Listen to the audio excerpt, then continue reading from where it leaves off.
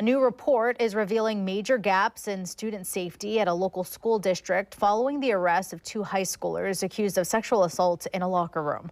We are talking about the Longview School District, where top administrators are accused of trying to keep the abuse quiet. Fox 12's Bonnie Silkman has more on that newly released report. This is an independent policy review stemming from reports of sexual assaults inside the boys' locker room of Mark Morris High School. And the report's loudest takeaway is clear.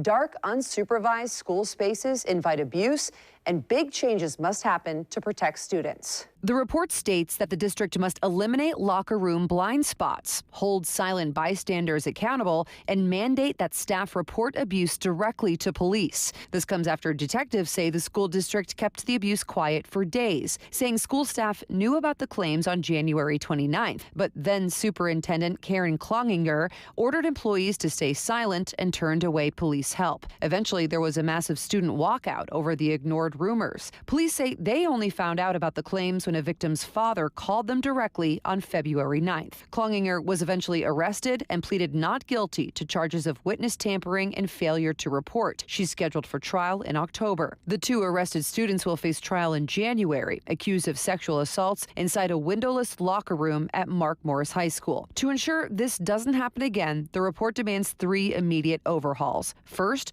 punishing bystanders who watch, encourage, or record abuse. Second, implementing strict locker room monitoring and locking off secluded spaces. And third, mandating in-person training for all staff on child abuse reporting laws.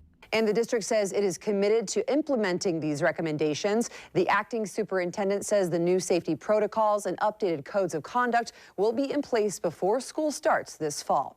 Reporting in studio, Bonnie Silkman, Fox 12 Oregon.